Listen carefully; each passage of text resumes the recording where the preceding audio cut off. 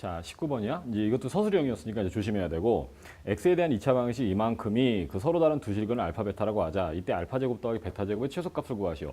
지금 이게 지금 최대값 최소값에 관한 문제이기 때문에 우리 이제 문제 풀 때 이런 거 되게 조심해야 돼. 최대값하고 최소값에 관한 문제를 풀 때는 주어진 식을 변형해서 최대 최소가 되는 순간을 구하는 것도 중요하지만, 이때 이 식에 최대 최소가 되는 그 식에 등장하는 문자가 취하는 값의 범위, 이런 게 숨어 있는 경우가 많거든. 그래서 이제 숨어 있는 제한 범위를 찾는 게 굉장히 조심을 해야 되는 문제다.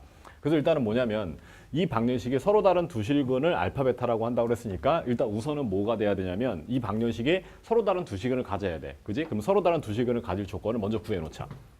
판별식을 한번 써보면, 판별식은 지금 이 식에서 지금 어떻게 되나, 이 프린트를 봐야겠다. 여기는 2a-1의 전체 제곱, 그 다음에 마이너스 4배 이거 빼야 되지. 그럼 4a 제곱, 그 다음 마이너스 4a, 그 다음 더하기 4배니까 12 이렇게 되겠네. 그지?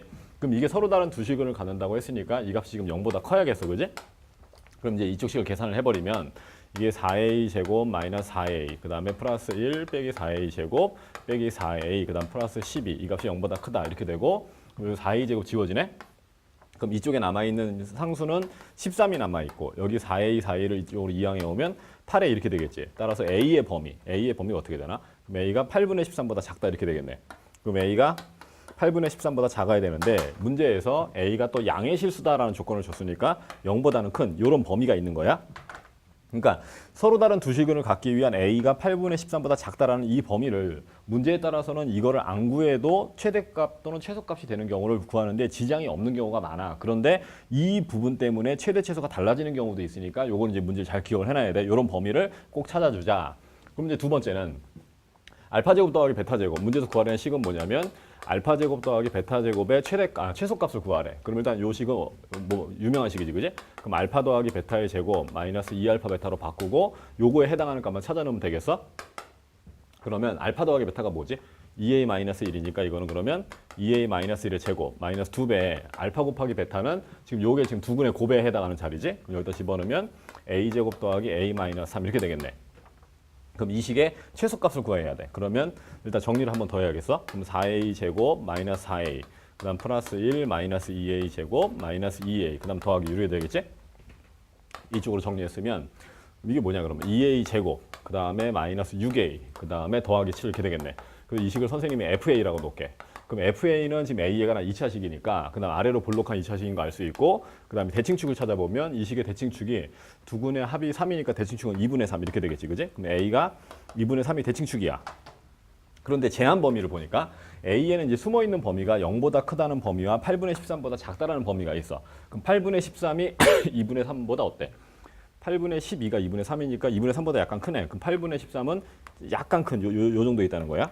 8분의 여기가 13 이렇게 될 거고, 요거보다는 작은 범위에서 그 다음에 A가 0보다 크니까 0을 한 이쯤에다 놔둘까? 0을 이쯤에다 놔두고 0보다 크다. 그럼 결국엔 최종적으로는 뭐냐면 A는 0부터 8분의 13 사이에 요 범위를, 그래프에서 의미가 있는 부분은 요만큼만 의미가 있다는 거지. 그지? 그 요만큼만 의미가 있고, 따라서 이 구간에서 가장 낮은 자리를 구해라 그러면 결국엔 뭐냐면 요 A가 2분의 3일 때 값이 최소값이 되겠다. 따라서 미니멈 최소값은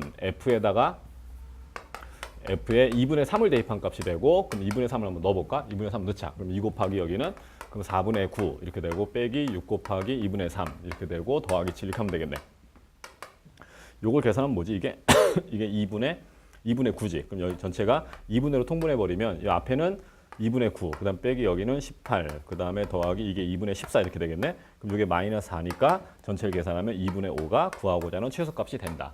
그 문제는 이 뒤에 나오는 이 알파 제곱 더하기 베타 제곱을 식을 만들어서 여기 근거계수 관계를 활용해서 A에 관한 식으로 바꾸는 건 어렵지가 않아. 이게 어려운 게 아니라 여기에서 이렇게 해서 만약에 아무런 제한 범위를 신경을 쓰지 않고 값을 쭉 구해 오더라도 최소값을 구하더라도 정답은 일단 맞을 거란 말이야. 답은 맞을 텐데, 문제는 이와 같은 범위가 최대 또는 최소값을 구할 때 여기에 있는 이 8분의 13을 안 쓰면 감점을 아마 선생님 볼 때 이거 100% 감점을 할 것 같아. 그러니까 요 감점에 감점력이 생기지 않도록 서로 다른 두 실근을 갖기 위한 A의 존재 범위, 그러니까 A 값의 존재 범위를 반드시 찾아서 이거를 기록을 해두도록 하자.